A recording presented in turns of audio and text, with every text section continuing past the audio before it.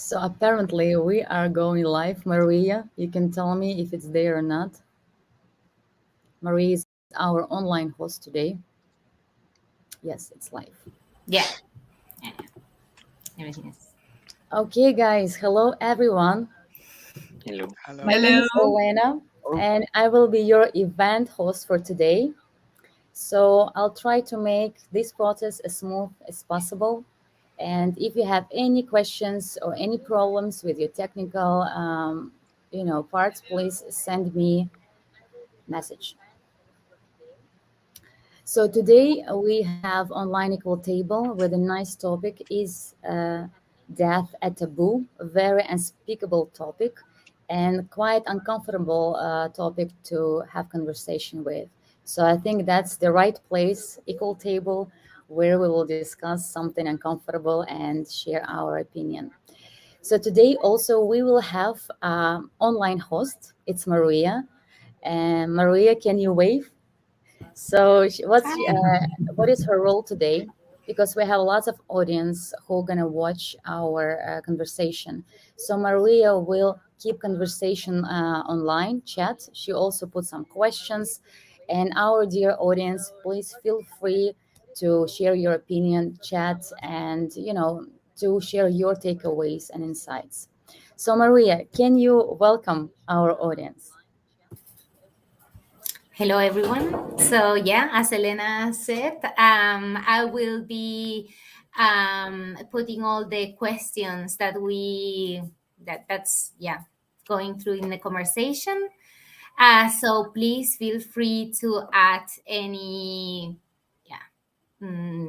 other questions or any thoughts that you might have, and we will go through all of them. Well, maybe not all of them, but the main, things that we can, see at the end.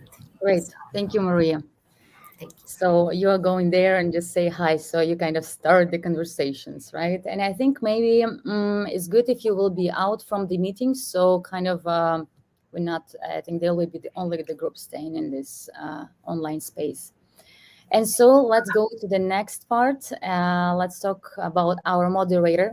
So moderator is the bravest Joanna who decided to lead this conversation and questioning and create great questions to discover this topic. So Joanna, not yet. Wait, not yet. What I'm saying, we still have some things to go. I want to say before I introduce Joanna, I want to show you this platform Jitsi. Maybe some of you don't know how to use it, but I just show you what is where. So you need to know where's the raise your hand, because one of the question we will use this feature. There is chat box if you have any question to ask me, if you need any help. There is the mute button and the camera. So also for many people, probably we have many people online who are first time joining Equal Table and first time here, what is it? So Equal Table is interactive discussion between small group of people where a moderator guides people to our interesting insights during the conversation, not only participant, but also the audience. And the goal of Equal Table is the process where you, participant or audience, decide what you want to take away with you. So now the time of moderator, Joanna. Please come to the stage and start your great conversation. Okay, so hello everyone and welcome. First of all, thank you, Elena, for the introduction, and also welcoming you and everyone watching us on YouTube. Really glad that you're here today. So I will be the moderator today for this topic, and we've already shared the reason why I decided to moderate this topic, because it is indeed a topic that has a lot of impact in the way we live our lives, and it tends to be a silent topic, a topic that we don't discuss that often and that openly. And so I'm curious to hear how you see it and how much of a taboo death is also for you. So first of all, maybe I will start to define some of our ground rules for the discussion today. I think some of you already know about them. The first of them is to be aware of your time, so to keep your comments reasonably short so that everyone gets a chance to participate. The second one, to treat everyone with respect, to direct your arguments at ideas and not at people, and also to keep that in mind when it's the other way around, so not to take it personally when someone disagrees with your opinion. And finally, to stick to the point, to only present arguments that are related to the topic, so that we can keep the discussion focused on what brought us here today. And what brought us here today? So the topic today is death a taboo? And I will start by a small introduction on which I think it's useful to start by understanding a little bit better what is a taboo. So a taboo is an implicit ban on something based on a cultural sense that it's excessively repulsive. And when looking for other topics that might be considered a taboo, I read somewhere that it's everything that you don't talk about with your kids, which in my case, I have to say, didn't help much, because I tend to think that I'm open enough to discuss any topic with my kids.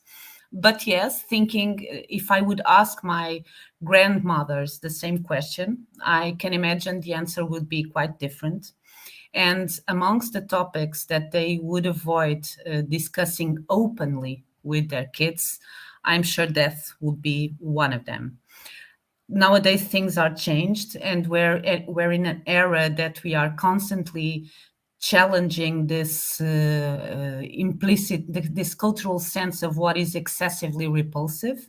And so bringing those topics to the table, most of the topics that my grandmother also avoided to talk with her children, but death remains a silent topic. So let's look at the definition of death. So death is the irreversible loss of the capacity for consciousness and irreversible loss of the capacity to breathe. And the first thing that I noticed in this definition is that the word loss is mentioned twice, and together with irreversible. And as a psychologist, I can tell you that I've learned that loss is one of the most common themes to most depressions. As human beings, we struggle to deal with loss, and we struggle to deal with losing a tooth, a game, a job, money, a lover, even control. And yes, ultimately and irreversibly, also life. And life, next slide, Elena, please. Life is not only the final cessation of life, but death is not only the final cessation of life, but it's always also defined as the final cessation of all our hopes and dreams, our successes and failures, our loves, hates, worries, and plans.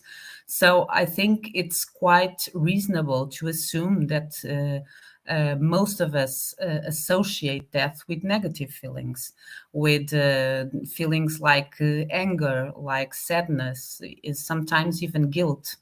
And sometimes it might be easier to hide those feelings instead of facing them and discussing them openly.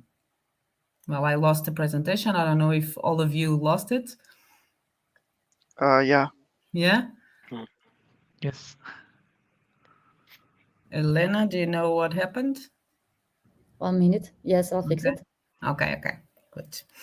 So indeed, it's almost obvious that if all the definitions that we see of death are so negative, that it also makes us associated with negative feelings. Next slide. Death is pornographic. We react to it and to its symbols very in the same way that most people react to pornography. We avoid it, we deny it exists, we don't talk about it with children, we never speak about it. Even if we think about it, the first stage of someone that is dealing with the loss of someone they loved, of grief, is denial, is in fact avoiding to talk about the topic, as if we don't talk about it, it's like it never happened. So I do believe that for most of us, death is still a taboo. Next slide. There are indeed different perspectives, and if, for example, if you look at nature, dying is as natural as being born. And we can see that in how a tree lets go of dead leaves to make space for new ones. Also, how a dog simply puts away a dead newborn. And at the same time, human beings mourn a child, sometimes even before she was born. Also from from different cultures come different perspectives, from our traditions. In Mexico, we see that when someone dies, it's celebrated with a party, a colorful party. And in the Western society, you see that you have a ceremony where we mourn and cry in silence, and sometimes it's even considered offensive to wear something colorful. Also from your personal experiences, from your beliefs, it also influences the way you deal with this topic. And you see that when facing your own death, there are people that choose to end their days fighting it, and others only accepting it. You see people when facing a tragic loss of someone, losing faith because they can't make any sense out of it, and other people finding faith because they need to make some sense out of it. So I think we all deal with death in a very different way, but we are quite similar in the discomfort it brings to talk openly about it. But next slide, please. But does death need really to be a taboo? And to tell you a little bit more about my personal experience, I am fortunate not to have dealt with tragic deaths throughout my life. But 2 years ago, my grandmother died, and it wasn't unexpected. It wasn't tragic. It was, I think, her time to go. But I have to say, it took me a while to accept that, and it made me think of how sometimes this difficulty to let go of the people that we love, even when they're ready to go, is quite a selfish act. And I think that's related also to my culture. And I'm from the Southern Europe, and I think we love, it's related to the way also how we love each other, and we love each other in a very intense way. And I think for us, yes, maybe death is a taboo because discussing it, talking about it, brings out too intense emotions proportional to how you felt about the person that you lost. So I will confess to you that today, for the first time, and I've moderated quite a few equal tables until the moment, but it's the first time that I feel a little bit a little bit of a discomfort starting this topic. But I do believe that we need to. It will help if we discuss it more often, more openly, and for that reason, I am challenging myself and challenging you too, to find out if we feel better in the end, and also how many different perspectives will I find here today. So how much of your personal experience, your cultural background and traditions influence the way you deal with death, and also how you live your life. So this is it. This is my introduction. I think now, before we start discussing the topic itself, we should know a little bit more about each other. So let's start with a small introduction. And in this introduction, I will ask you to tell your name, where are you from, where do you live right now? And then, because for comedians, there aren't any taboos, there aren't any forbidden topics. And I think humor is also the best way to lighten up a heavy topic. I will also ask you to pick your favorite dark joke from the ones that we chose here. I can start. So, my name is Joanna. I'm from Portugal, living in the Netherlands now for 7 years. And my favorite dark joke here is B. So he was a man who always thought outside the box because I like to think of myself as someone that thinks outside the box. And it's funny to imagine that I would also end my days like that. And also because I think it's my kind of joke. I like jokes that play with words and expressions that are usually used in different contexts. Okay, so this is my introduction. Who wants to go next?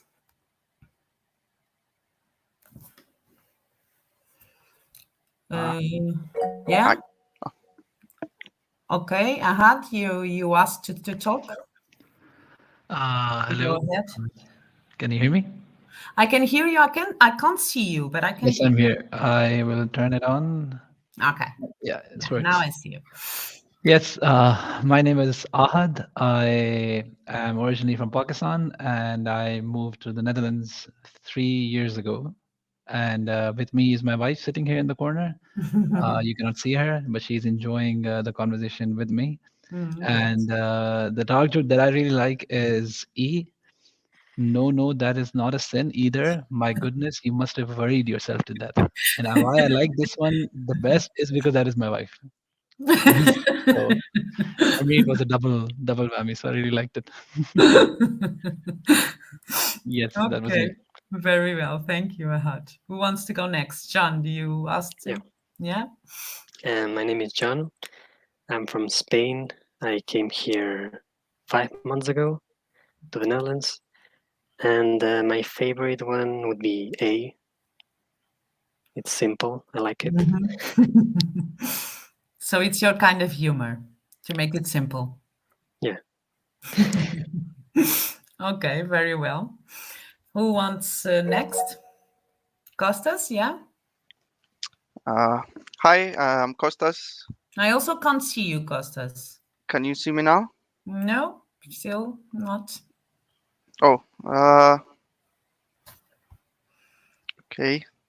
It's supposed to be on my side. I'll see if I Okay, can. no worries, but go ahead then. Yeah, I am Greek. Mhm. I live in Eindhoven for the last 3 years. This is my first time on the equal table. Okay. A would also be my favorite. I like this kind of dark humor. So Okay. yeah, nice to be here.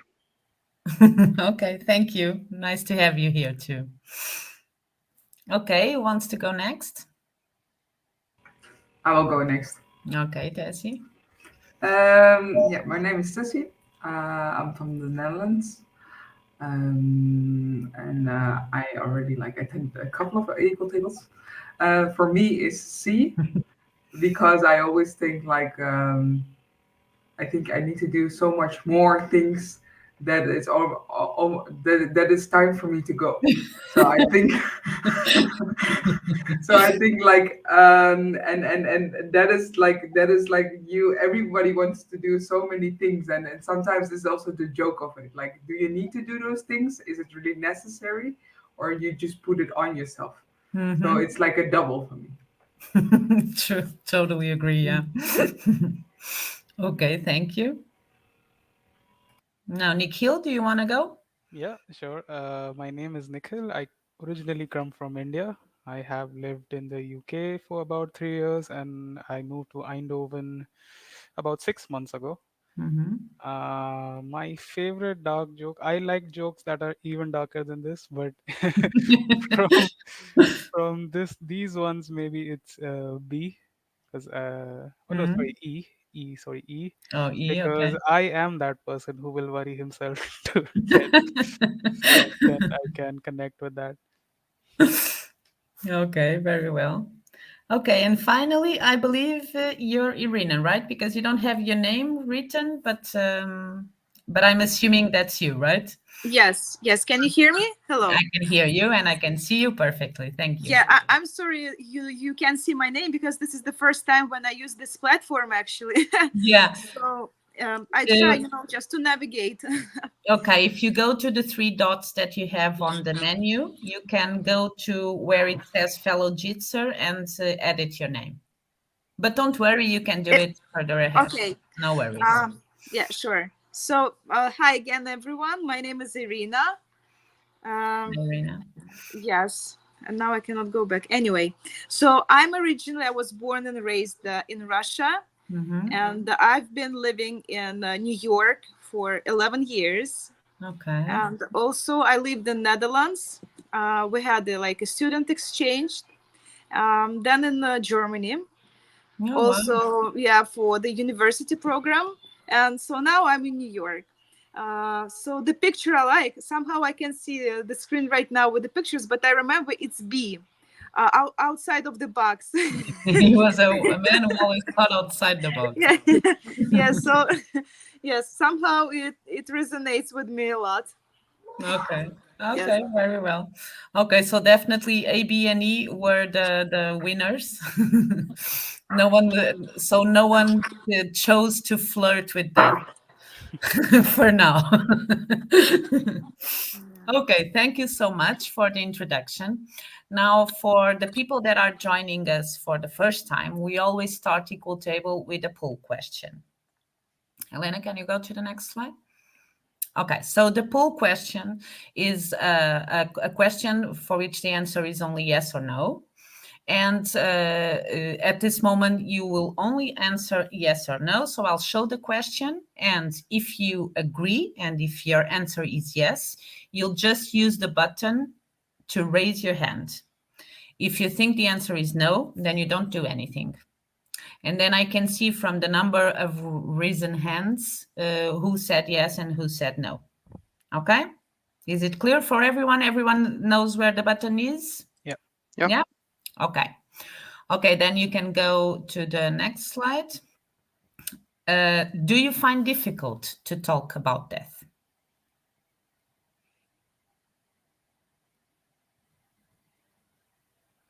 Okay, so I don't see any hands.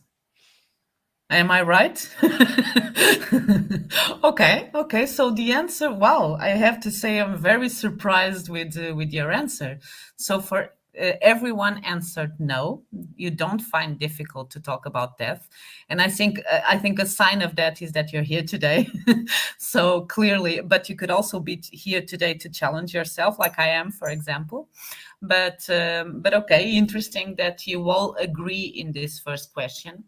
Okay, so to better understand why you answered that it's not difficult for you to talk about death, let's go to the first thoughts. And here we will give you the opportunity for to explain your answer to the poll question. So the question is, why is death difficult or not, in your case, to discuss? So who wants to start? I can start, shall I? Okay, go, Tessie. I think recently, 4 or 5 months ago, the dad of my best friend from high school passed away out of yeah, nowhere.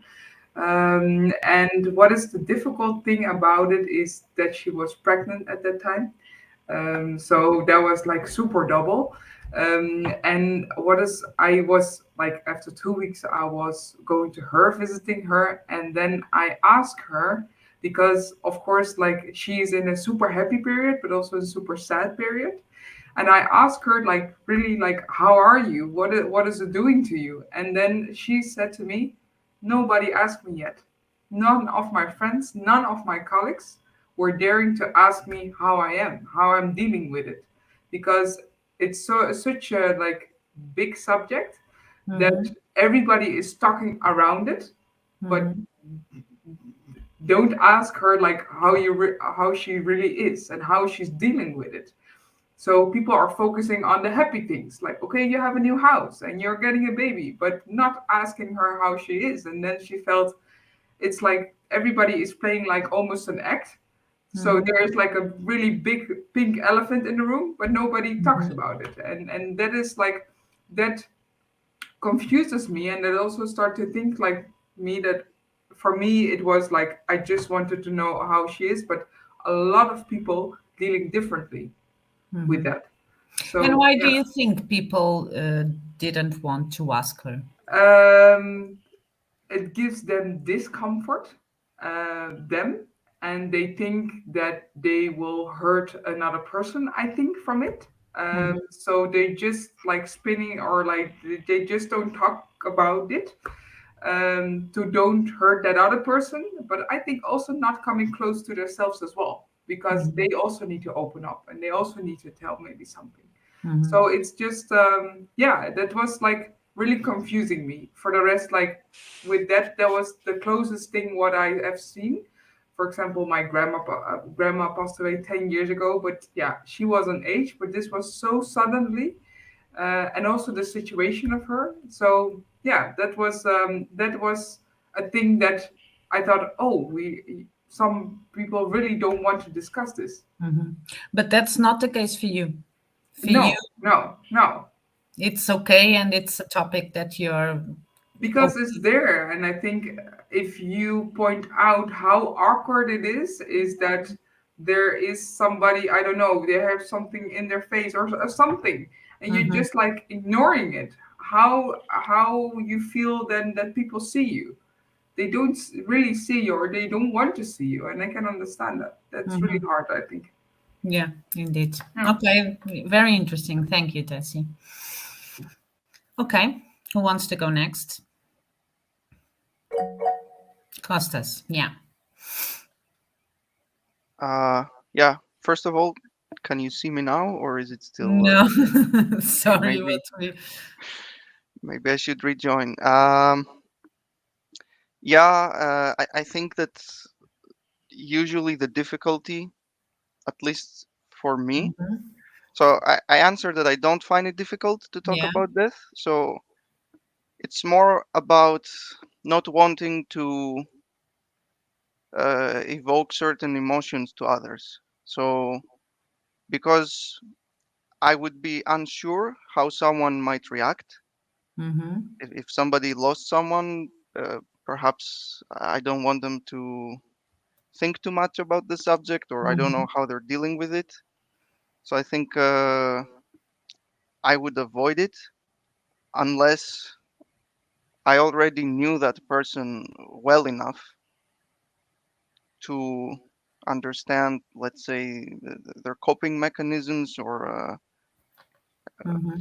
yeah. So I think, for example, with some very close relatives or friends, because I know them well and I've already seen them react to certain, yeah, unfortunate events, I can approach the subject. But if I don't know, I will just try to avoid it, because, yeah, it will create an uncomfortable situation, like Tessie said. So, yeah. Okay, so in a way, first of all, you think it's private, and it's something that you don't discuss with anyone. You need to know the person in order to talk about it. And secondly, it's for the reasons that Tessie was saying. It's sometimes to protect the other person from feeling those emotions in a way. Yeah, but for me, it's also interesting. There are different, let's say, levels at which a death affects someone. So we're obviously talking about cases where you expect uh, the death to take a heavy toll. So otherwise, I would openly talk about the subject with anybody if it's something that wants, yeah.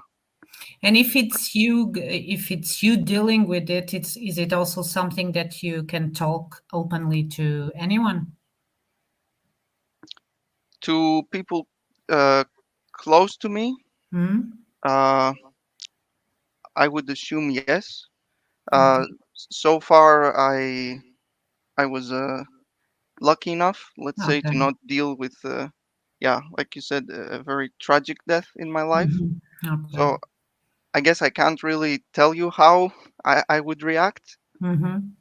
Um, yeah, sometimes I like to deal with my problems alone, but with close people, I also share things if I feel there's a connection, which I guess is also important. If you see someone that had a loss similar to yours, it's easier to talk about it because Sure. you you yeah you will find some common ground and some yeah you understand each other's feelings better, so you can Yeah, talk of about them more course. openly. Okay. Thank you very much, Costas. Yeah, thank you. Nikhil, you asked to also give your opinion, right? Yeah. Yeah.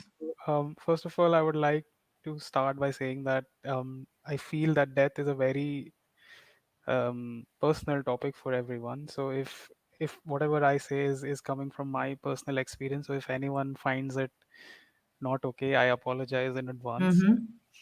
Mm-hmm. But yes, I really feel that one of the aspects of this question, like how comfortable are you to discuss about death or to console somebody who is going through a loss, is how early on in your life did you face something like that? Because I faced, I mean, my grandmother passed away while I was in the ninth grade, and she passed away suddenly to a kid that doesn't really register at that point of time. But what happens is you see what your family goes through, Mm-hmm. especially your parents as your grandparents' kids, they what they go through, and then when somebody else in your life who's important to you loses someone, then you know what to say.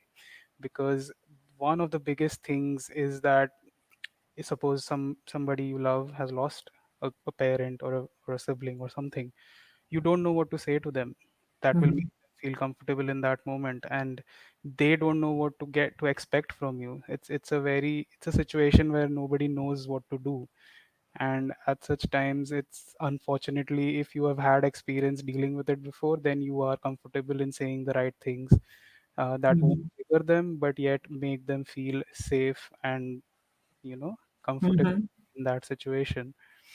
And unfortunately, I have lost all my grandparents, so I have seen that process multiple times, and Mm-hmm. into consoling somebody close to me who lost someone, and then that all that um does come into picture, and you can be comfortable in discussing, or not, rather not discussing, but making that person, helping that person get through what they're going through right now. Mm-hmm. And the other side of these things is that, for me personally, like, nobody in my, let's say, friend circle, because I'm an only child, nobody in my friend circle knew what to say to me or console me or whatever. So I never became comfortable in sharing these things with them. But on the Mm-hmm. other hand, I did know what I needed at that point. Okay.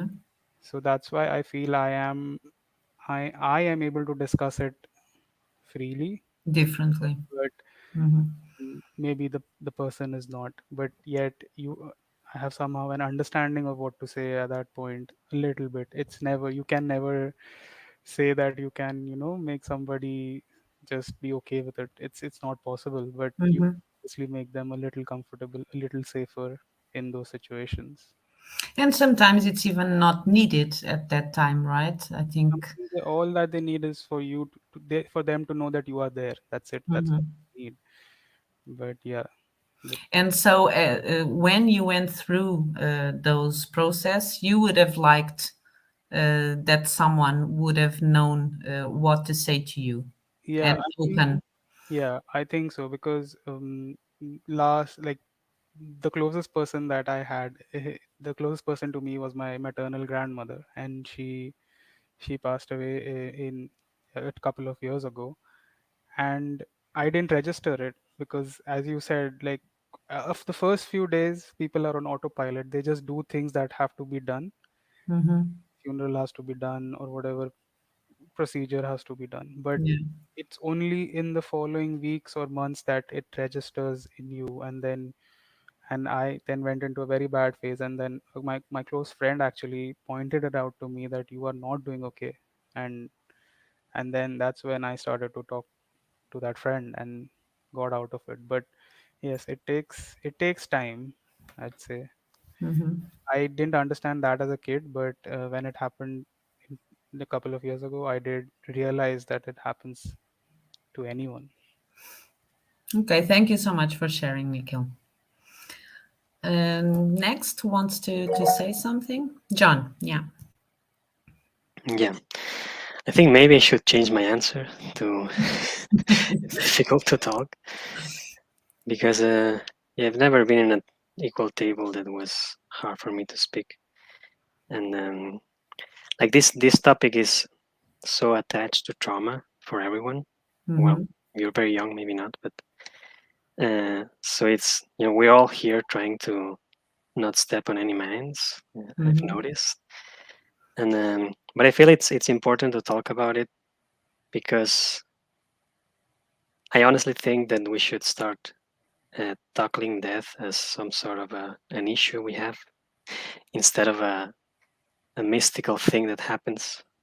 Like Mm-hmm. because like this topic is very tied to religion. Is very Also, because yeah. we don't know about it. So and that's the thing by not talking about it and by talking but not too much. It's like under investigated, under research, Mm-hmm. and we should learn about it and understand. I don't know, whatever we can understand about it. Mm-hmm. Yeah. So you want it to be an easy topic to discuss, but when you start hearing people discussing it, you found that it's not as easy as you would assume. It's definitely harder than pretty much like 90% of topics, 99. Because even when you talk about it, you don't want to say the wrong thing. Mm-hmm. Again, And it's yeah. so, especially when someone is going through that, if it's to discuss it within, like we are doing it today, it's easier. Even today, Okay. let's assume that nobody has had any recent traumatic event regarding this. Mm-hmm. Okay. But even today, in the back of my mind, I'm thinking, okay, what if I say something that is blasphemic to someone's religion? Or, Mm-hmm. um, you can't step on mines. But I True, mean, true, of course, but that's also one of the principles and rules of equal table is that we can express our opinions as long as we respect everyone else's opinions and to understand that it's not a personal attack. It's just people discussing different views on a topic. Right, that is what we aim to promote here. So let's hope that doesn't happen here today. Okay, thank you so much, John. Who wants to go next? Rina? Ahad, yeah. Oh, Rina can go first. I don't really mind. No, go ahead, Ahad. Well, for me, uh, the difficulty is, as already mentioned by Tessie and Nikhil, that empathy is really, really important in what Mhm. you're trying to talk about, right? It's not really, oh, I can talk about it. The question is, can they talk about it? In Mhm. certain cases, like in Tessie's case, maybe the friend was ready, but just no one was willing to ask. But in Nikhil's case, Nikhil wasn't ready, but yet there was no one to ask. Mhm. And I think those are the important things to talk about, rather than death itself. That if we could become more empathetic, maybe just being there. Silence is as difficult sometimes, because when you're there, you really want to fix something. Especially me as a guy, and I know maybe I'm being sexist here, but like that guy girl dichotomy there is, right? As a Mhm. guy, they say always that, oh, I want to fix things. That's why it's Mhm. very difficult for me sometimes to listen to my wife, because she's telling me problems and I'm there, I'm trying to fix it. But she's like, I Mhm. don't want you to fix it. I just want you to be there for To me. hear, yeah. And I can't do that. I'm like, no, you have a problem with something. A equals B, B equals C. Let me fix it right now. But that's not how it works. And death is maybe dealing with this kind of trauma is an escalated version of the same feeling, that you just want someone there to tuck you in, to sit next to you while you just don't do anything. And the problem with that is, as a person, sometimes you're just not comfortable with that kind of silence. And that is, I think, also something really important to see, which we forget sometimes, that, oh no, what should I being say? But the question is, what should I not say? And those things are also sometimes quite important. Another thing that John mentioned about, like, why is it something so mystical? I agree. It's, as you mentioned already in the start, like if a puppy passes away, the dog just puts it on the side and continues his life. But we might even cry over something that hasn't even born yet. So the theory that humans are rational is, I don't believe it at all. And I think this is one of the reasons why, that sometimes we're too emotional about certain things, which even the animals have figured out that it's just a natural process of life. And this constant will to survive and the need to survive, to keep the pulse going, is why I think we really feel that. An example is this book, this by this physician. It's called What to Do When You're Expecting. I think that's the name of the book. This physician is all about trying not to keep people alive just for the sake of those extra few months, but let them pass away in the most comfortable way they want to pass away. And he's trying to bring about this new movement. He's like, why are we so adamant in trying to keep the pulse going?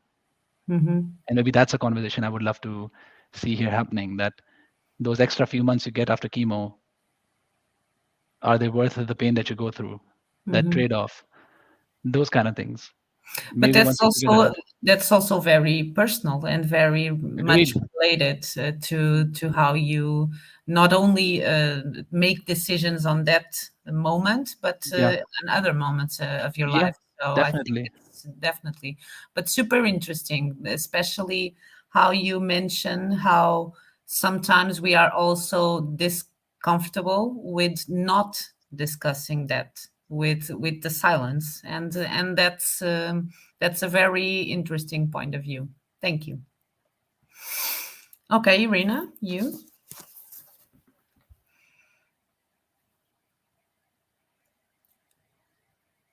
Yeah, we're getting there.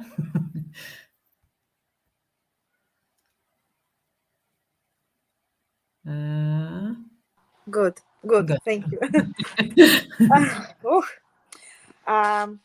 okay, so in my opinion, when we can you hear me right? It's Yeah, good. yeah, I can. Yeah. So yeah, in my opinion, when I start talking about death, there is a division. If death concerns me, it's my experience in my life or others, and these divisions, they're very interconnected, because if you've experienced it, you feel what's the best way to support the person who lost someone, because you were in his shoes, and this is all about this let's call it tragical experience, right? But again, it depends on the perspective of a person.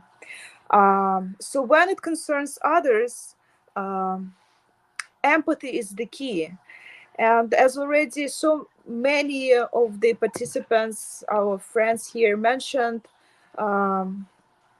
silence is the best gift in this case, especially when you don't know how to support. Plus, in addition to that, um, it's like don't try to create kindness, to create in a very forceful way. So here's the same concept, I think. Don't push your empathy or your support, because when you lose someone, you pass different stages. And when you try to support this person, it will be absolutely not in the time not in the right time. He needs this kind of support. Um, so, and when the death concerns you, it concerned me actually. When I was 26 years old, I lost in a car accident both my parents. And then in 3 days, my cousin, she was in a coma and she passed away too, because she was in the same car. So that's why I went through all stages basically. When you are shocked, when you cannot accept, then you don't understand, then you hate, you know, then you lost, and then you try to rebuild yourself again and go back to this ground. So, and from my experience being on all these stages, I needed different support, from silence to empathy, from activity to calmness, from like meditation to dancing, all different spheres and colors of emotions. So that's why, in my opinion, the best way to support a person who lost someone is, first of all, not to be afraid of uh, pointing this person that you understand his loss, you know what he's going through. And then, with the help of intuition, you'll figure out how to behave and, you know, to support or not to support. Sometimes supporting, not supporting is the best support. Yeah, So, indeed. you know, yes. And um, one more thing I want to touch upon on is that I think that people don't feel comfortable talking about it because, first of all, it hurts a lot, right? Especially when it's just like the fresh emotion for you. Like, for example, for me, I can talk about it right now because probably I passed all the stages, you know, and you have different perspective and views on this. So we have fear of talking, and then all of us subconsciously we have fear of death because we don't know what to expect. I'm sorry, Elisa, shh. You don't know what to expect. And in this case, there is an analogy for me in my head when the lady is pregnant and there is a baby in her belly, and the baby it has a due date, so he's ready to see this beautiful world, but for him he doesn't know it, right? For him maybe there is a death. um, we never know where is the ending and where is the beginning. True. And then when it's painful to talk about death, I think that is more about loving yourself and these feelings and emotions, because we suffer because we lost, right? We suffer because it hurts us, but for probably, we don't know, but probably for people who not in this world right now, it was an act of liberation. Who knows? At least we don't know it, but we're still in this world and we experience suffer. So it all depends on the perspectives. But I strongly believe that the more we open about the topic of death, um, the better it is, you know. And we should feel each other, whether it's appropriate to say or not, and not to be afraid of, and start talking about it gently. I'm talking with a person who, for example, lost someone. That's it. Very interesting. Thank you so much for sharing Thank it you. for me, Irina. And I think from this first question, I am already questioning all of my pre-assumptions while preparing this sequel table, I have to say, because I first assumed that I would have a lot of yes answers to the first question. And also throughout my preparation, I was also always assuming that it's by discussing it that we make it easier.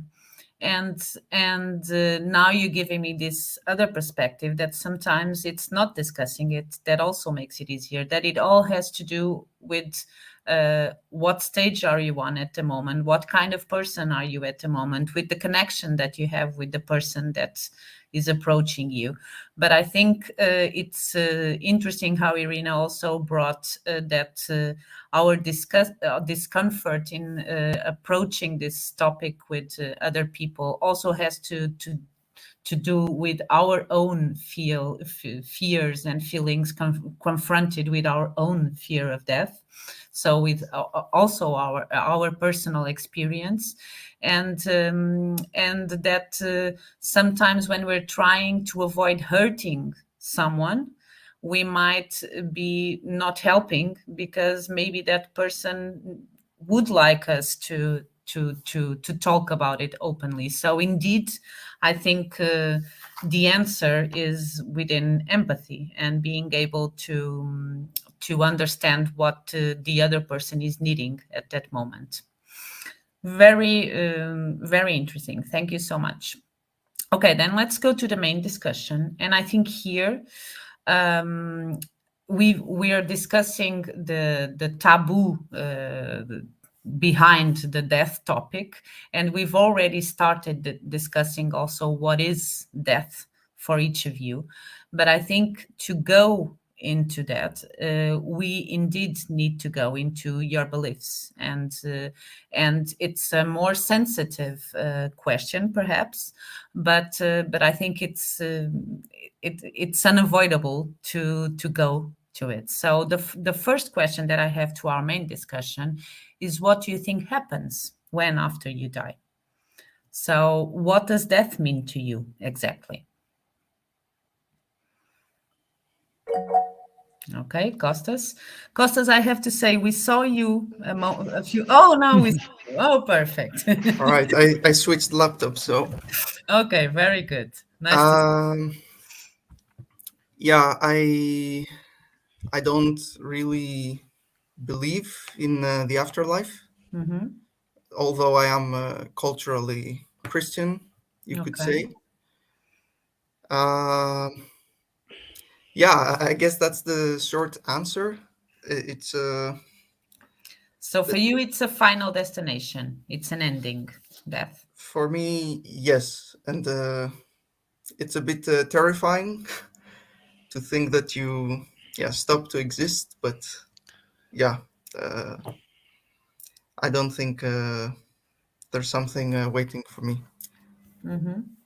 And do you think, like, for example, I mentioned that in the introduction, do you think experiencing a tragic loss, for example, could change the way you feel about this? I mean, I cannot exclude the possibility. I don't think so.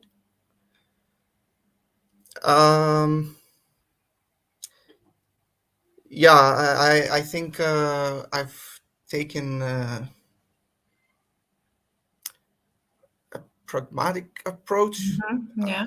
about it, and I have sort of come to terms that it's a reality of life.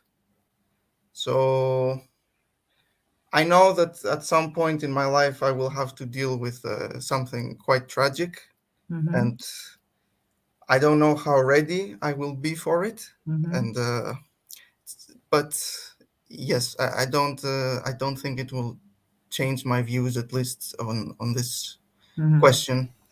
But in a way, your answer has, I can sense that you feel that it would be easier if you would believe that.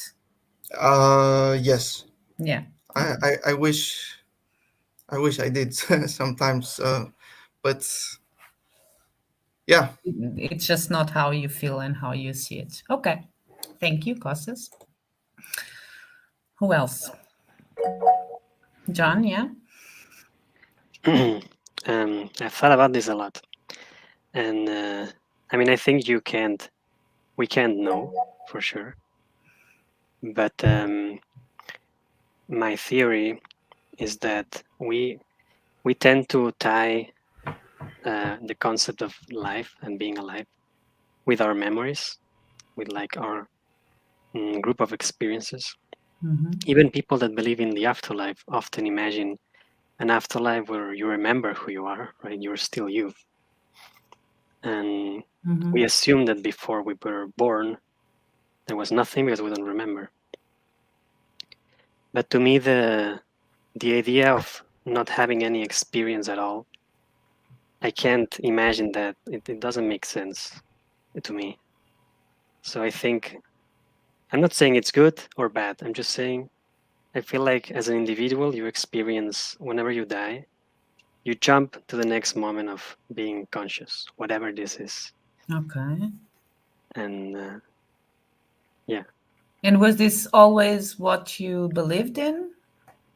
it's been a. I've been thinking about it. So because I was raised as Catholic, and in my school, all the kids were always debating between atheists and Christians, and I often saw. Sorry, I often saw the idea, the ones defending that there was nothing after we die, and the ones defending the afterlife. I thought neither of them had any like proof or, and I just thought about it over time, and eventually I arrived to this point. I may change in the future. So yeah. Okay. Thank you, John. Nikhil, you asked to also say something? I mean, I'm very happy you asked this question because this is a question that I have asked myself very recently. Because if you ask me maybe last year or 2 years ago, I would say nothing. Nothing happens after that. You die. That's it. That's the end of your life. But I come from a culture where we have a 14-day mourning period once someone dies, and it's 14 days of mourning, but there are 3-4 days of elaborate ceremonies that happen for the person who has died, and every ceremony that happens has a story to it. And this actually just got me thinking that okay, maybe there is nothing after death, but still there is this people who have made like a storyline to what happens after death. Maybe it's not true, but it's very interesting to know. And I don't want to take up too much time to explain everything, but it's basically in Hindu culture, once a person dies, it's thought to be the death of the physical being that was roaming around the planet, not your soul that's dead. And your soul then progresses on to its next phase, whatever that may be. Like John said, it the next level of consciousness, whatever that is.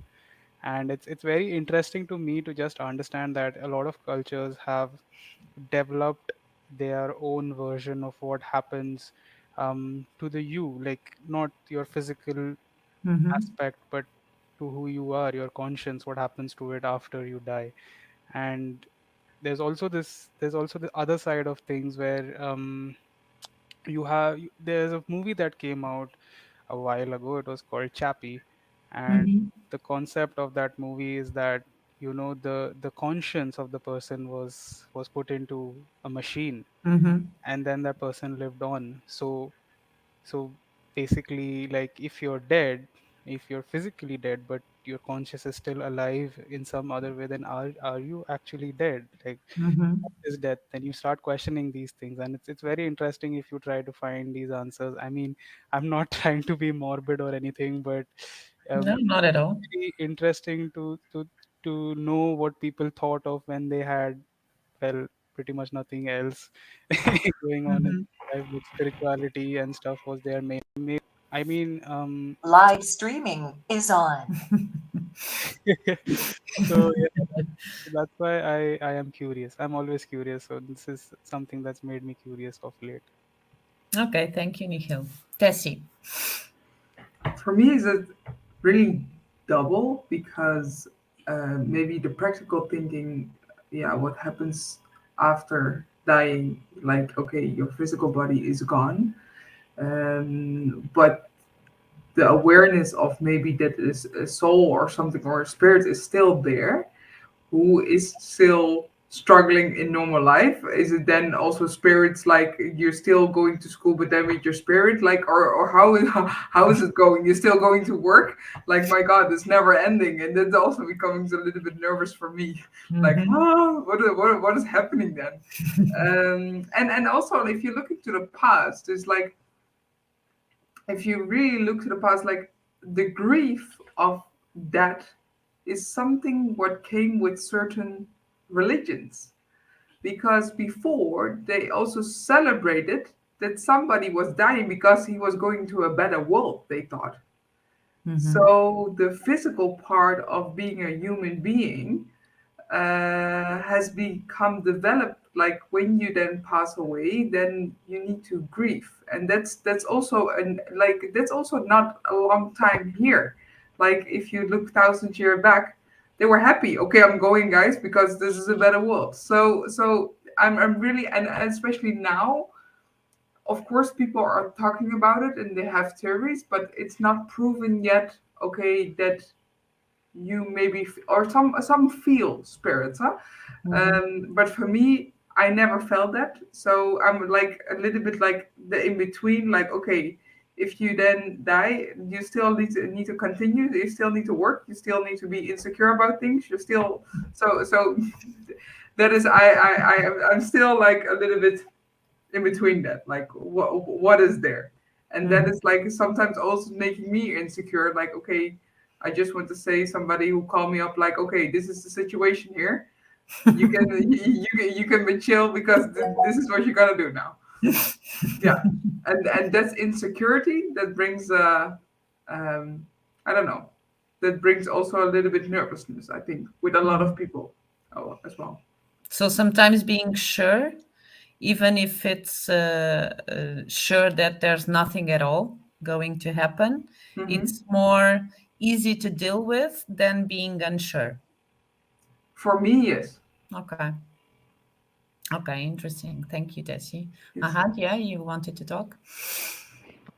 Yes, I love the conversation so far. I think everyone is touching upon important reasons why we actually have the culture we have. A good example of what Tessie's thinking is the reason why so many people came up with definitions of what happens of that after that is because they were so unsure, and they were like, there must be something. Let's figure out what it is. And that led to what Nikhil is trying to find out, that why do people think what they think? That's why they would, in my opinion, that's why they think. If it was my thing, well, I come from a belief where when I die, I will be transported to this place with three waterfalls. There will be a waterfall of honey, there will be a waterfall of wine, and there will be a waterfall of water. So I think I'm good. I do not have a problem with that. But more realistically, practically speaking, because I went through everything what everyone went through here. You start because you were born in a place, so you choose to believe what you don't get to choose to believe what you believe.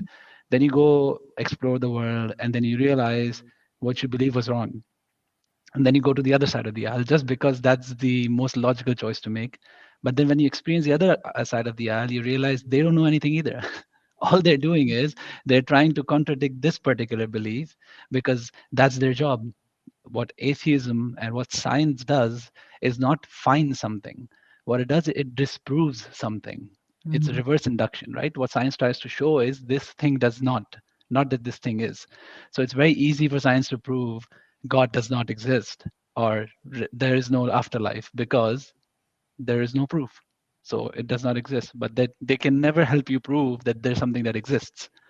And there, these kind of more logical conversations, more rational conversations come in, which are not based on experiences, which is very important to, for example, Tessie, that I can't see, touch, smell, hear death, and what happens after that.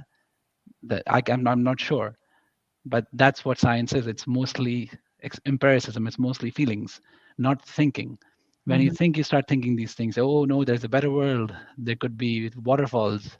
There could be 7 different lives that you're gonna have. There could be a lot of things, but we don't know. The reality is, I really like John's approach that maybe when we die, we just get a reset. into a different plane, but that still is as morbid as dying, because you will still cease to be who you are. And I think that's very important to the topic that we have, that it still gives you that sense of mortality. And the biggest, in my opinion, the biggest misconception religion tries to teach you is that it tries to teach you immortality by saying that, oh, when you die, there's going to be an afterlife. But that, even if that's true, how can you be so sure that I'll remember everything? And if that's not true, like if that's not the case, then is it really immortality? And you need to be mortal to live life, because then you get to think more about in the moment stuff, or else you'll be constantly focused on the future and what it holds, and not get to live in the now. So that's why I think it's really important to believe that you do cease to exist, and whatever happens after that happens. Shouldn't affect your now. Okay. Okay, thank you, Had. Irina. Okay, so what happens after death, right? So I think that we try to find the answer. I try to find the answer on this question, guided by my uncertainty of whether something is waiting for us somewhere or not. So it all comes from fear, and fear as a synonym in this case for uncertainty. So when you don't know what to expect, then it creates fear for you. And in this case, many religions and approaches came up to comfort us. That's how I actually look at this. Even I respect all religions, all, and I find beauty in every specific religion. But from my experience and my opinion, sorry, you see, and this is the result of death and birth. So who knows where they were before they came to my life, right? My kids. So, yes. But I believe, first of all, in energy.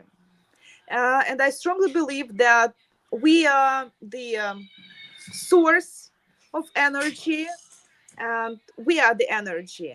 And when we die, the flesh goes to the ground in order to nourish the plants, give the fruits and vegetables to the upcoming generation.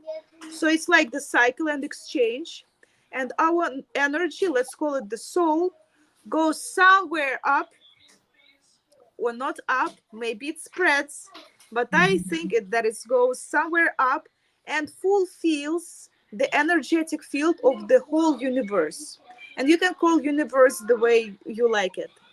And in this case, we create the energetic field of the space. And then when another generation comes to the earth, like the continuation, right, the materialistic, the body, let's say, then having the specific tools and probably remembrance how it works, they can get any information from this energetic field and create something on the earth. So I strongly believe that if something comes to our mind, it means that it already exists.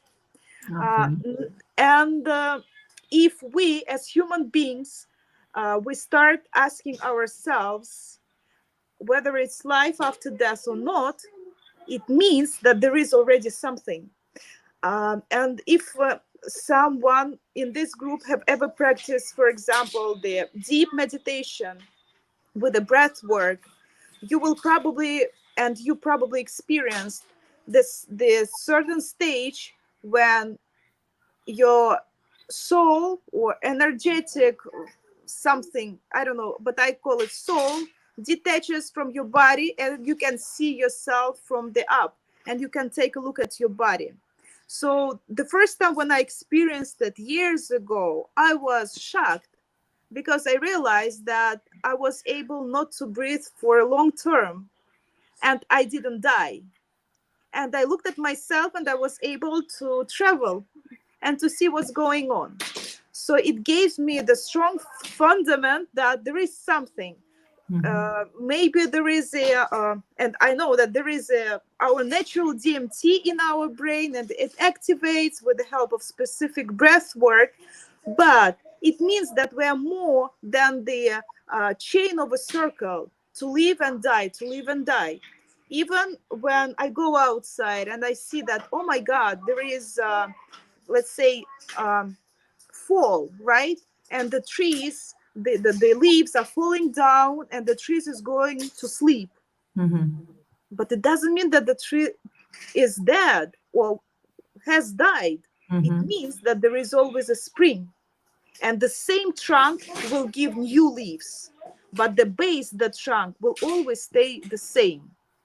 So that's why I believe that there is something beautiful after our death. Okay. Very interesting theory, I have to say. Yeah.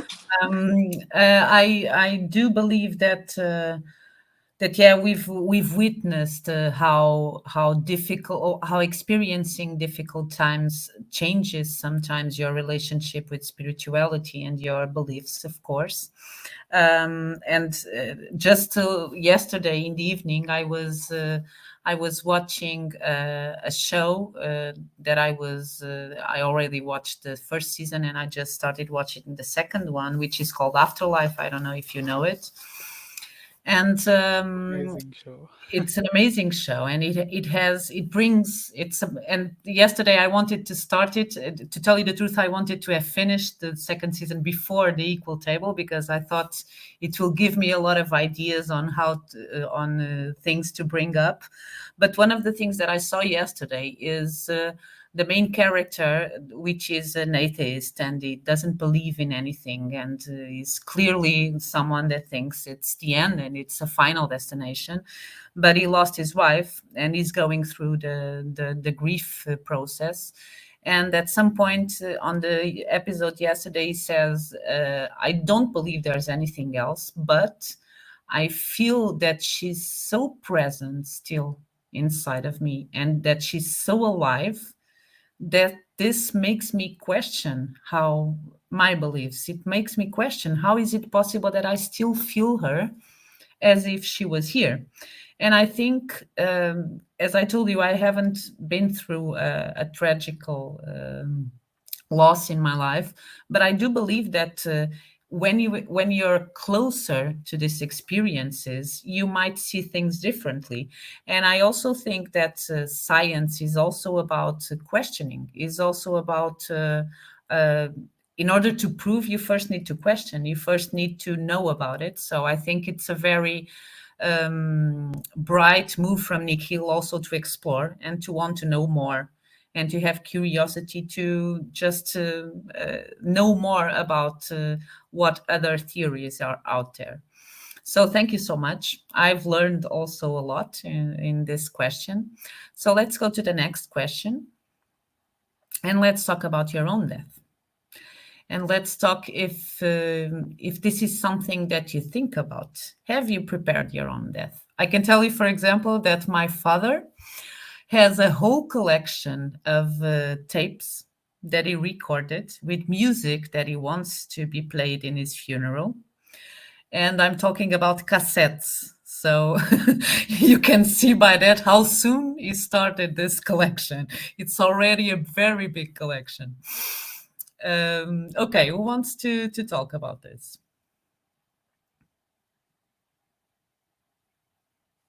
I can. I Okay, mean, yeah. the straight answer is no.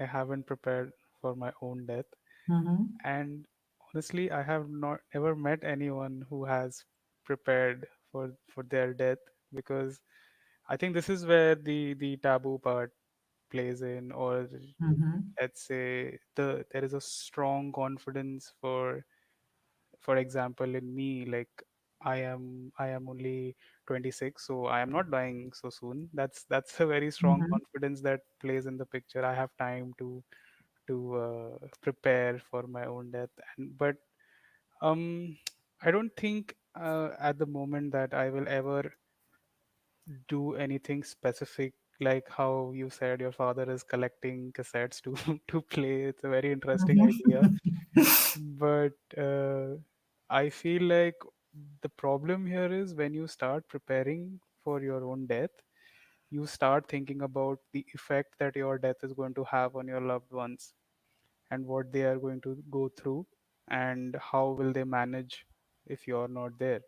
For Mhm. example, I'm an only son, and my parents. So I always think like if I'm if I do pass away, unfortunately, in the near future, then what do they do, and what will how will they live their life? So maybe I prepare for that eventuality. So, Mhm. for example, to keep make enough arrangements so that they don't have to at least financially suffer or materially suffer. Obviously, Mhm.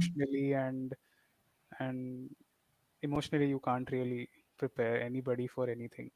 So this so that's the sort of preparation maybe I am doing, but not. But it's a very interesting idea to think of something that should happen maybe at whenever that is. But I did Okay. hear a story of a rich businessman. I think he was Chinese or something, and he had a car made for himself that he buried with him to drive in the afterlife, full of money in the trunk. So that was also Oh, quite. wow. Thought he can use that money in the next life. So Yeah. pretty Okay. good. Okay. Thank you, Nikhil. I can go if. Your hand. What Nikhil actually reminds me of is the ancient Egyptians. They did the same thing. They would get buried with all of their gold and their clothes and everything to be used in the afterlife. It is an interesting approach. I'll give you two stories. One is fun. Uh, one is well, still fun for me, but maybe not for you. But the idea is, me and my friends used to talk about these things a lot. And one of my friends has, well, I'll say he's an ageist, right? He doesn't want to get old. He's scared of getting old. He thinks that there will be a lot of complications when you get old, physically speaking. So he has capped his life at 60. I think even 50, he said, which is not true because now here in Holland, I met 50-year-olds and I was like, they don't look anything above 30. Mhm. So maybe Pakistan is a different place to live where once you hit 50, 60, you look 80. So there he capped it at 60. So we made this elaborate plan. I don't know if he remembers it yet. Suicide is not allowed in our religion. None of Mhm. us, none of ours. Like I don't think in Hinduism either. And my friend is a Hindu. So it's not allowed, and I did not want to give up all that honey, wine, and water. So I said that's not possible. We're not going to commit mass suicide. So we came up with a very elaborate plan of going on a yacht for a 60th birthday, and there we will all push each other into the water without telling each other. And the last one is Hindu, so he said, "I'll kill myself. I don't care." So then he said, "Okay, I will push everyone else, and then I'm gonna kill myself." Why we chose this? Because in our religion, if you die by drowning, because it's a very painful death, because you don't die for a long time, you suffer a lot. Mhm. So from a religious point of view, they wanted to make it a noble death. So they say a lot of your sins are gonna get washed away if you Oh, die by right. drowning. So I said it's a double whammy. I don't get to live long, and I also get to clean up a little bit before going up. So it's a Mhm. win-win for me. So that is the plan we came up with at the age of 60, and I'm 26 right now. So 35 years, 34 years we have left. I will remind him again about this in a few years to see if he remembers it. So that's one joke. The other one, have I prepared my own? That I do have certain stops that I've discussed with my wife and discussed with my family as well. But that's very personal because I have a medical issue, sciatica on my back, a Mhm. disc herniation. So I get a lot of pain in my back. Now it's gotten much better, but I made these plans when it was not getting better. And then doctors in Pakistan told me that you won't be able to walk after like couple of decades. Like by the stage 60, there will be a big chance. Mhm. So then I basically discuss with everybody that if I do get on a wheelchair, I cannot live like that. So for me, that is the stop. That then it's assisted suicide. And the other one was if we ever get accidentally into a coma, then if it's Mm. financially infeasible for anyone in the family, we as a family have already decided that it we pull the plug, because you're actually destroying two lives, one that is already dying, and the other one financially is going to be so destroyed that it's going to take them so much longer to get back to normal footing. And again, the same concept of trying to keep that pulse going for just a while longer, uh, at what cost? So it's a trade-off. Yeah, if it's a young kid, young child, the pros completely outweigh the cons. But if it's a Mhm. 70-year-old, 60-year-old, 80-year-old person, and they're going to leave you in debt, even they wouldn't want that. And that's why the family, for me, I decided this. Of course, when I tell my dad this, he does not approve of this. he does not approve of me pulling his plug. But for me, this is the things that I have come up with my wife. I asked my wife about this right now, and she said she hasn't planned anything, and she's looking at me in shock that I have planned all of this. But I did discuss it with her, to be honest, but she just doesn't remember it anymore. But yes, those are the things me and my friends have prepared. Okay, thank you, Ehad. Anyone else has plans already? John. Yeah, this isn't a joke. Like I actually thought about this multiple times, and because I honestly think that by the time I'm an old man, I'm 33 now, and by the time I'm 80 or something, uh, natural death should be scientifically solved. But if it's not, I had this idea of uh, freezing myself in somewhere, like going into the, because obviously it's a lot of money, so maybe you don't have that money, but you could like get a tattoo across the chest, like I don't know, resurrect me, please, and then you just go to the Everest. You die there, and you die, but you're frozen. So maybe in 1,000 years you can just resurrect. Okay, so your plan for your death is not to die.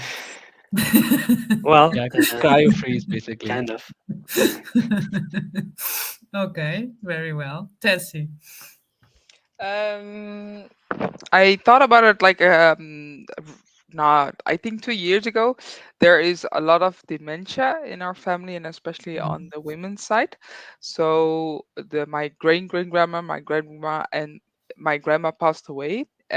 She had dementia, and eventually she was like her body was still good, but she was a baby. So she was just in a bed for 10 years, lying there, eating, crying, sleeping.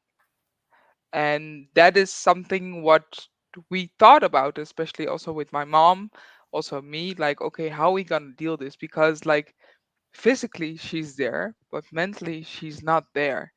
And that is also the thing which is seeing more often, is that we physically become healthier and we can live longer, Mhm. but our mind is not going that fast. So I have thought about it, like, okay, when I'm in a certain stage, and my mom already registered for that or put it in some file, or document, that she said, okay, when I'm in a certain stage, I don't want this anymore. It's not nice for my kids, it's not nice for nobody anymore, because it's constantly, that your mom is there, but she's not there, she's only Mhm. crying, she doesn't open her eyes, it's like a small baby. Um so yeah, I think about it a lot. And besides that, I have also a really good friend, where both parents passed away and they didn't arrange anything. So, and he was 21 at that time, and he didn't had any brothers or sisters, and he didn't know where to start, because they didn't have an insurance for it. He was a student. He didn't have that money, so he needed to borrow money from other people. So it was really confusing for him. And I I know that my parents arrange, like they say, okay, there's a file in the closet there, and we arrange everything for you. And I hope that to do that as well. Mhm. So I don't have it right now, but I'm aware of it that I wanted to have it. Okay, very Yeah. well. Thank you. Any other answers? Costas, yeah? Uh, yeah, for me too, the short answer is that I haven't. And I recognize from the other speakers certain concerns.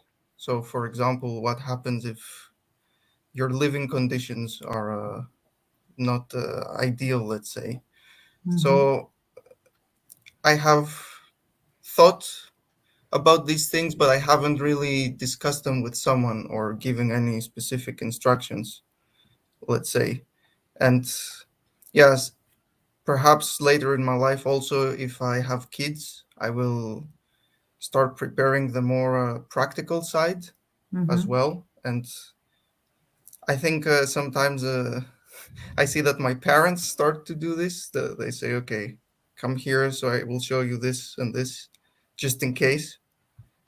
Um, I don't think I would be able to prepare emotionally. Mhm. So the practical side, I sort of understand. And yeah, maybe even the thought of preparing for it is a bit unpleasant. Um, yeah, sometimes I wonder what will happen to my things if I die, Mhm. although I'm not materialistic. Mhm. So if I collect something, sometimes I think, okay, like w- if it's gonna be thrown out, what's the point? And I think in that regard, I would like to leave it to someone as a continuation of my memory, or Mhm. I don't want to say legacy. It's too big of a word for something like this. But uh, yeah, I think for me, since I don't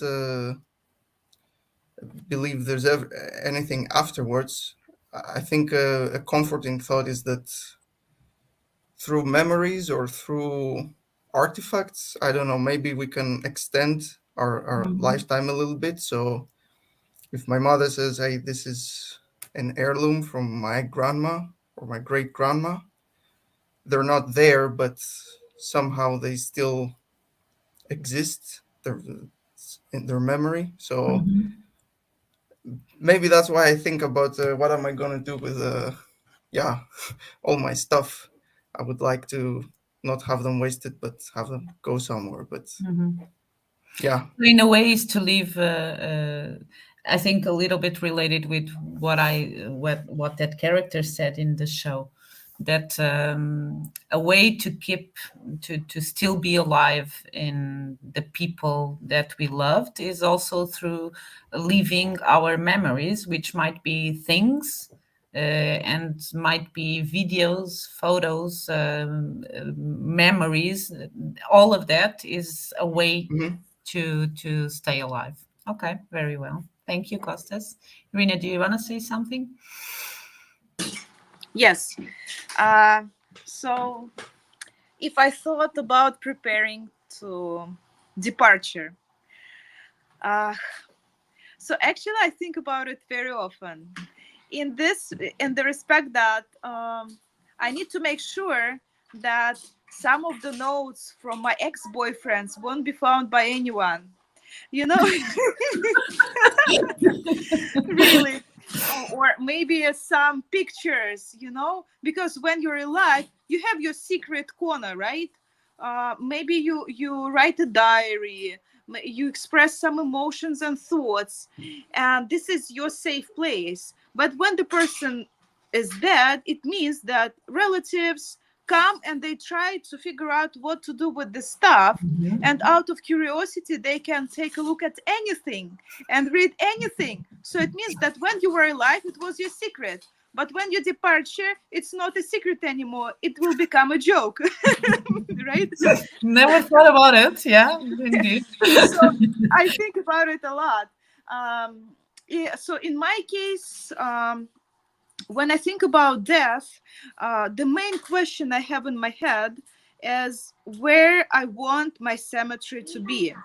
Since I was born in Russia, my childhood was in Russia, and my parents they buried in Russia.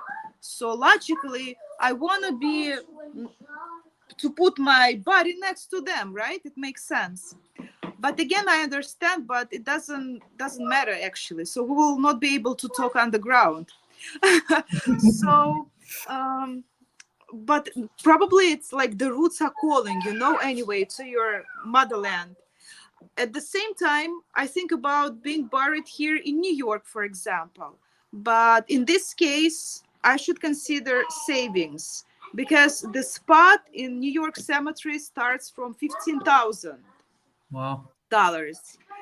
So if I don't prepare my kids for this, it means that my kids will be in this crazy expenses. So, Mm-hmm. but I want them to enjoy life, So what's the point? So that's why I think about different ways how to do and organize it.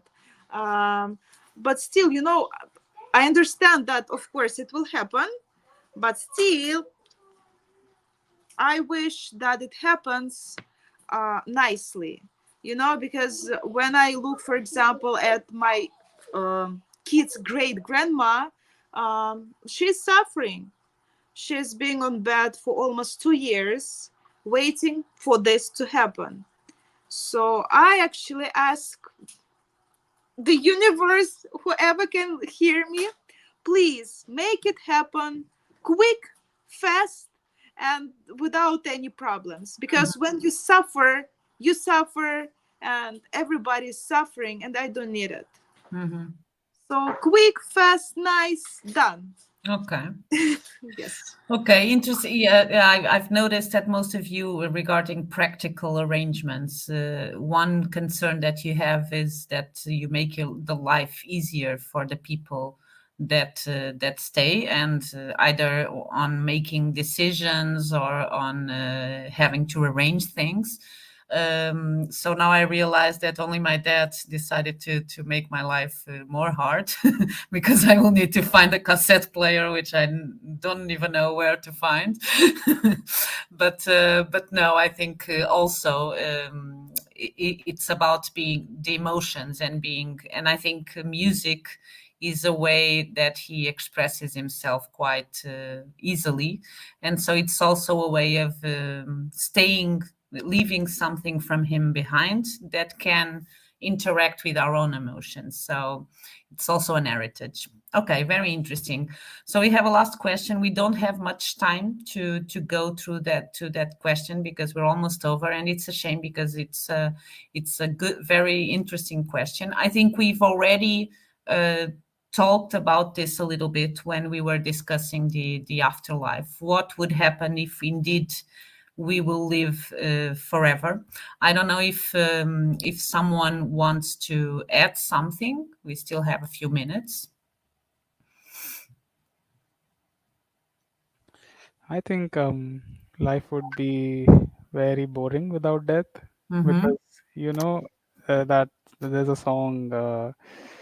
One day you'll leave this world behind, so live a life that you will remember. And I think that's what drives a lot of people to travel the world, maybe for example, or do something that they want to really do, experience maybe ceremonies that they want to attend, and all that happens because you believe that there is a time limit to what you're going to be able to do and when you're going to be able to do it. And it's not just death, maybe it's old age or whatever, but you can't basically hope to start skateboarding when you're 80 years old, right? So you want Mm-hmm. to do it now, and you don't know tomorrow what's going to happen, so you always try to make room for an adventure that you want to have in this lifetime.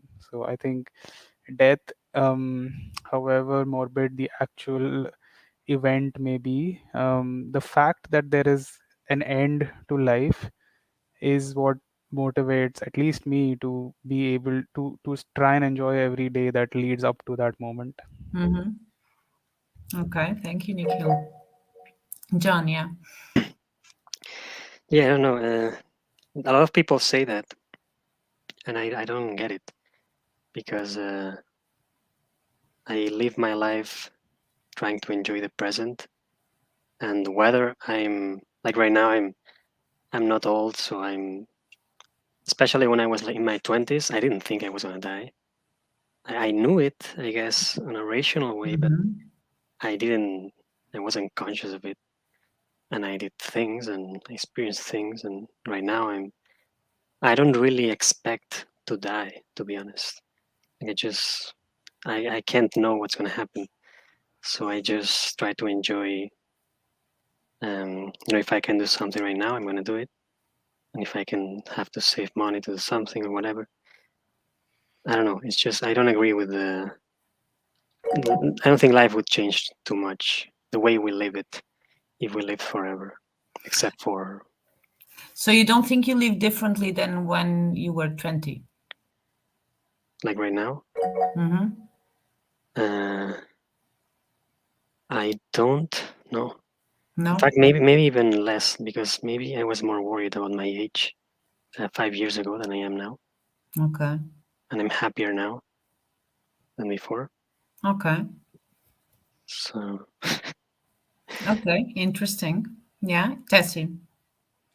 I think the current days and the society is planned to die because you work till a certain age, then you can enjoy a little bit, and then and that enjoying because you worked for 40 years, you have enough money to enjoy those last 10 years. So I think whole life is kind of planned to do that. You need to have like a certain age when you starting to have children, you start with pension and all those kind of things. That Mm-hmm. is because you're going to die. And that is also a little bit strange because if and everybody is living towards that. Nobody's thinking, okay, let's don't work because I'm gonna live my the whole life and we will see. You feel like a certain responsibility. Okay, I'm now in my 20s. I need to start working because I need to build a pension and I need to build up a life. And everybody is like walking the same path, kind of like, and then die afterwards. So um, I would love that it was not the case, but Mm-hmm. I think life is planned to die on a certain age, Mm. and everybody's forced to go with that almost. And if that didn't exist, how would that change the way we live? Yeah, I don't know because I don't know that world. I don't know that world that having that freedom to um, be that you think okay, um, I don't start working now because I can work till I'm 100 or till I'm 120 till I'm 140. That is not the thing where no, yeah, I don't know, that will be much freer, I think. Mm-hmm. um Also maybe then you think okay, I don't have to work for 40 years but I can work for 60 or 80 years, so I can also have my pension. I can save longer money, so I can work instead of 40 hours 20 hours and then enjoy more life. So I think everything is a little bit arranged to go up to that 70, 80 years.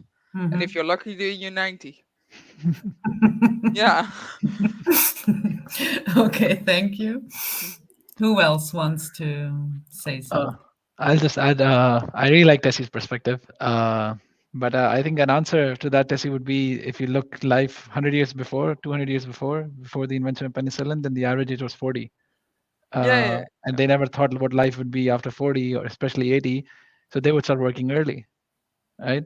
So I yeah. really like this idea that if we go immortal, we're gonna delay our gratification uh, to forever.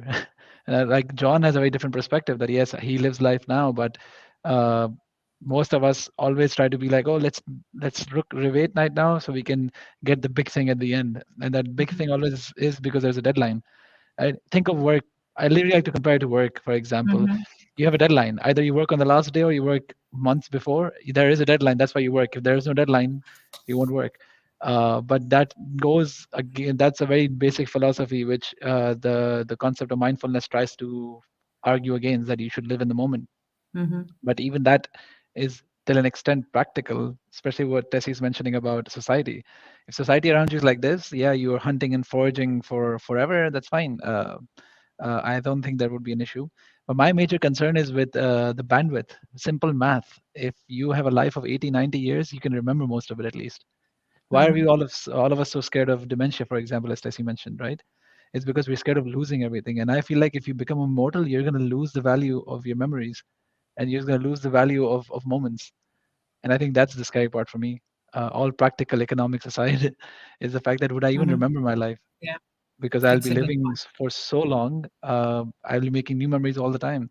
I'll be reinventing myself, and for me, that's as scary as dying. Then, right? Mm-hmm. Very good point. Yeah, indeed. Who else wants to say something else? I would like Kotas. Costas, yeah? Kostas? You can go ahead. It's Okay. So if we live forever, I believe that we live forever. Really, but in different forms. Mm-hmm. So one of the form is here. Oi, oi, oi. Sorry. One form is here, with this specific experience and time frame. As already some of our friends mentioned here, that we work a lot, right? We spend like 40, 50 years. Then we think about pension and all the stuff. I strongly again believe that this is not the true meaning of our life. We were brought into this world not for this systematic approach of living to feed the economy and being busy as a bee 24/7. Wake up, eat, toilet, work, eat, sleep, toilet again, and then again. Again and again. So all the time when I find myself in this circle, I ask a question. No, I can't believe that this is the purpose of life, because we are so beautiful and talented creatures. We have so many gifts. We can paint, we can draw, we can create, we can sing and dance. So it means that we can fill this world with beauty and make this world a better place for each other. So then I came to the conclusion that the point is is self-expression and creating. So as someone created us, who knows how and where, so it means that the seeds of creation is already here in us. So, and if I look at the life from this perspective, I think that it would be so nice to live even these 80, 90 years looking at life in this way, but not working as a robot for the system. Mm-hmm. Unfortunately, we are the elements of the system. And they told us that, oh, you need to build up the career. Oh, you need to be on a specific social level. Oh, you need to think about pension and all the stuff, and people get overwhelmed. For example, look at my parents. They died when they were 50 years old. Did they get their pension? No. Did they work hard? Yes. What is left after them? Nothing but me and my brother. So life is much more about all this crazy system. And yes, as I already mentioned in the beginning, that life is an eternal thing, but in different forms and shapes. Thank you so much, Irina. Thank you. Costas, yeah? yeah. First of all, I agree with Irina. Like, hopefully, I'm not working towards enjoying the last 10 years of my life with my pension. Yeah, as for the question, I think it's very hypothetical. So we could create all kinds of scenarios. Maybe we keep our memories. Maybe who knows? I agree with Tessie. Our social system, everything is structured around life and death, the planet itself. So yeah, we could make any kind of scenarios here, but uh, yeah, if somebody asked me today, would you like to live forever? I would say yes. So yeah, I would like to travel the stars, for example. Like I would like to see everything. Sometimes I had this idea that the last humans, that's a bit of a selfish thought, but the last humans to ever live are probably lucky because they won't miss anything. They've lived, they've seen through all of history. There's nothing after them, so yeah. But yeah, it's Yes, I think indeed, and I also think when I look at this question that I do the comparison to work wise and to deadlines, and indeed it seems like that is sort of an imposed deadline that forces to schedule life, right? But and so removing that deadline, I think, in a way, would allow us to define our priorities more according to what's important to us than what's urgent to us, or what needs to be done now because we need to do it. But I maybe, and I think that's what you're trying to say also, we don't need to remove that deadline, death, he in this case, to change that way of things like Irina was saying. So it's very nice to end this discussion with this view that in the end maybe we talked more about life than about death. So thank you so much. It was super interesting to hear your answers. Next we have, and I think I already anticipated a little bit the takeaways. So what do we take away from this discussion? And we will also want to hear a little bit from Maria and how this was online for people who are watching. What did they think about this? For me, I think it was mainly this. I think it was discovering new perspectives, and I have to say I learned a lot today from you, discovering new perspectives on different ways of looking at this topic, and questioning my pre-assumptions while preparing it, because in the end I heard completely different answers than the ones that I was expecting. And I think that's always a proof that the discussion was a success. Because if I already knew the answer, then there's no point in discussing it, right? So thank you very much for that. Does anyone want to say something that they take away with them today from the discussion? Yeah, Costas. Maybe yeah, I think in the beginning, for me, you mentioned that what is a taboo? And one of the definitions was something we don't talk to our kids about. And for me, it was interesting to see. We talked about some emotional aspects of death, but we also talked about some practical aspects of death. For example, I had said if it's not financially feasible, pull the plug, or what will happen to our kids. And I think that death is also a bit, maybe it's a bit like let's say romantic relationships when you're a kid, in the sense that everybody when you're young, you think that it's going to be a fairy tale, and everything's going to be perfect and you're going to find the one and love forever. Nobody talks to you about the more practical, mundane aspects of it. And I think death is similar in the sense that when you're a kid, you think of it as something very dramatic and very emotionally charged, and you don't know how to react to it. But as you grow older and as you encounter it more and more, you also tend to see some other aspects of it. I don't want to say practical, but yeah, I think it stops. Real. Yeah. Yeah, it stops being a taboo. You're still gonna have it's still gonna affect you in some cases, but yeah, it also becomes just a part of life that everybody has to deal with. So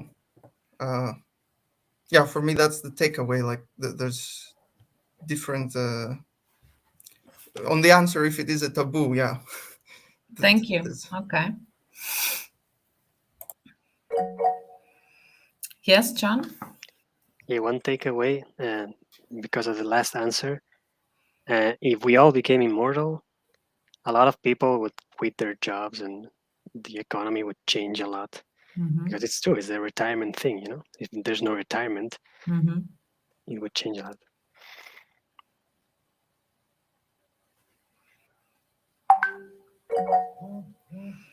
Yes, Tessie and Nikhil, yes. What I'm taking with is we are all know one thing for sure: we're gonna die. But besides that is what kind of thing or what your values are. And I don't know, it's a Dutch program, so we have a program called Over My Like, Over My Dead Body, and they're like 30 years, or like people in their 30th who is passing away because of disease. And it is how they are starting because they know they have a certain months or a year to say goodbye, and it's their values. And some of them, they are saying, okay, this is gonna happen, I'm doing the best of the life. And some other ones are like sitting in a corner and doing nothing. And that is also the you also are then seeing what it does to people. I would love that if that ever happens to me, that I'm taking charge and then I say, okay, the thing where we're sure of we're gonna die, and this is my time, so let's go for it and let's do the things what we can do. But you never know how you will respond. Indeed. Yeah, Nikhil?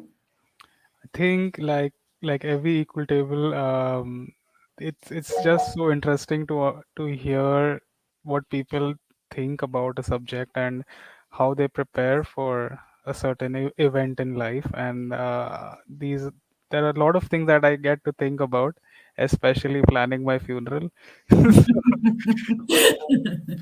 think that's one of my key takeaways. But it's just that I think this panel at least is culturally so diverse, and yet everyone has it's more than religion, it's your personal upbringing, or let's say your personal history, that's affecting the way you think about life, your personal circumstances, that's affecting your thinking about life and death.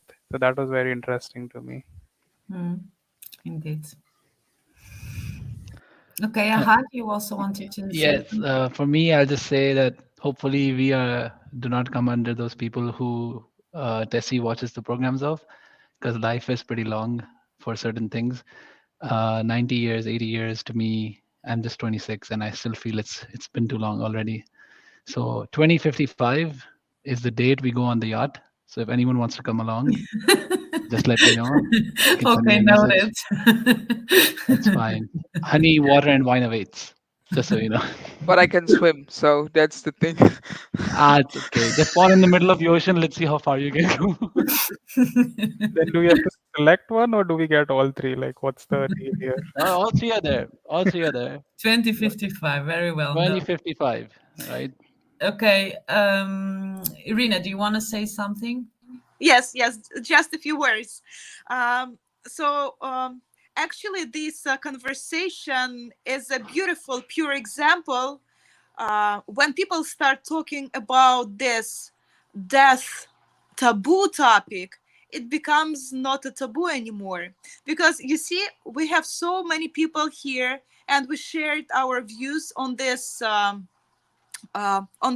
word, on this experience in our life, that at the end of the conversation, everybody's happy. Just take a look, everybody's smiling, right? This is amazing. So it means that so I made a conclusion: when we approach correctly to any topic exists on this earth, everybody will feel comfortable. It all depends how we put the words in the right order. So yes, thank you so much. It was an amazing, beautiful, beautiful conversation with amazing people. Thank you, Irina. Thank you so much. Maria, do you want to tell us something about? So yeah, it's Yes. super interesting. Actually, I would like to first thanks everyone that's been sharing such a depth, thoughts in the chat. So thanks very much. I think also people has been enjoying the conversation. So also, also we have received the feedback. We will take in consideration for the next equal table about the formats, how different formats we can use. But yeah, the main takeaways, as Irina was saying just now, with the uncomfortable. So it was like an uncomfortable topic, and it's definitely a taboo. And it was a very interesting insight about one of the participants saying, like, yeah, especially in a society that seeks especially comfort, like comfortable, everything, a life comfort, it's it becomes very hard to talk about these things. But as Irina is saying, the more we probably talk about these things and normalize these things, and especially like in places like this with equal table to talk about these things and normalize it. So yeah, definitely it's a thing I think we have to work towards, all of us as humans, I mean. Also, I think death is all the thing with the preparation and everything. It really depends on the stage you are in life. Because at the beginning, everyone was like, why to prepare life, death, just enjoy life, no? But then Irina was saying as well, I think the 15,000 you have to pay if you actually, if the thing comes. So if you have kids, if you have responsibilities, the thing becomes more and more, it's not just whatever happens. It's way more complicated, no? And then I would like to just finish with a very beautiful quote about the last question regarding how would life be without death. And Sidhant just reply. He said, like, a big problem to the earth. We're around 8 billion and causing so much problem already. So, and I think this is nice because he said we should die after you live joyfully.